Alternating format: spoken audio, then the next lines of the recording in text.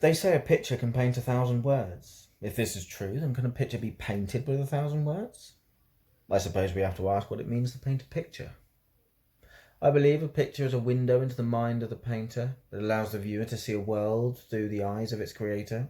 The viewer is able to see a place, an object, a person, something they may have seen a million times before, but this time as something new. They can see not their version of the subject, but another's version.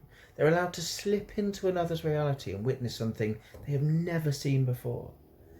Is it possible to craft a portrait of a loved one in this manner, using nothing but the pigments of language, using nothing but the hues of the human voice?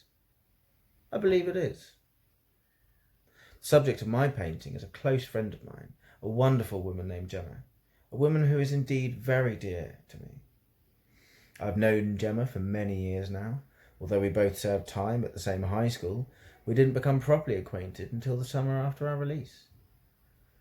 Being the teenagers we were, we of course fully embraced the precious freedoms and lack of responsibility granted to us by these post-educational summer months, and consequently, due to our wanton socialising, a friendship between us blossomed rapidly. This was a time when MSN activity was at an all-time high, and every teenager was equipped with their standard issue Nokia 3310. Because of this, we would speak almost every day, and more often than not, meet up to enjoy each other's company. This way of living was phenomenally different in comparison to my 16 years prior. My school life was spent in the company of just 3 friends who, like me, did not find it easy to talk to others.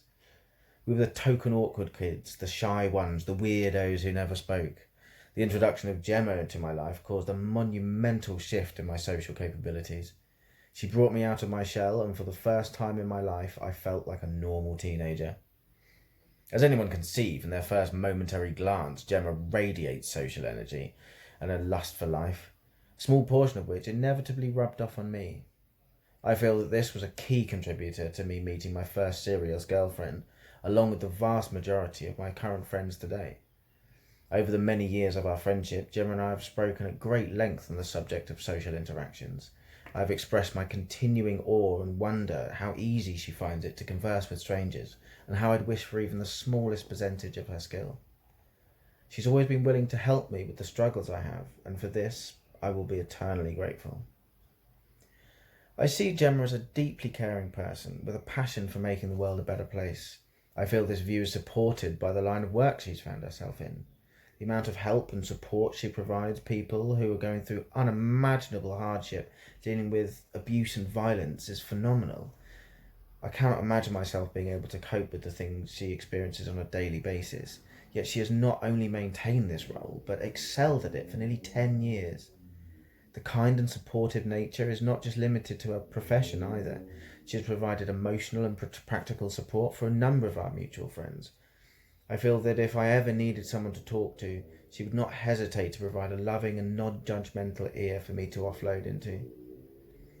Gemma's expressive vibrancy is not just limited to her personality either.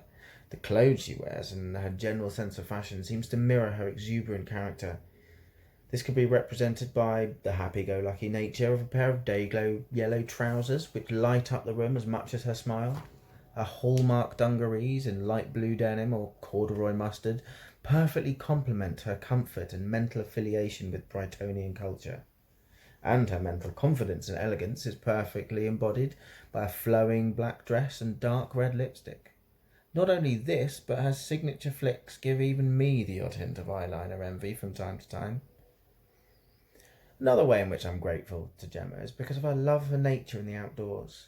The hours she has put into trawling through maps of the local and not so local area, coupled with her phenomenal memory, has given her an extensive knowledge of stunningly beautiful places around us.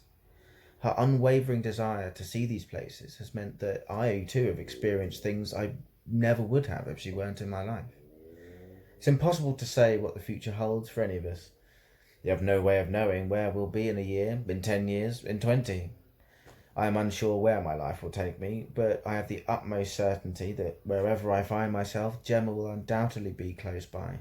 She is a true friend to me, and I can clearly envisage us in retirement, side by side, laughing about some inexplicably hilarious thing. Gemma is firmly cemented in my life with the security of a best friend. She is like a sister to me, and I love her as one. She brings me so much joy, so much motivation, and so much inspiration. I wouldn't like to imagine what my life would be like without her in it. Gemma, I hope you've enjoyed this verbal portrait of you, and I hope I have been able to paint an accurate picture enough for you using exactly 1,000 words.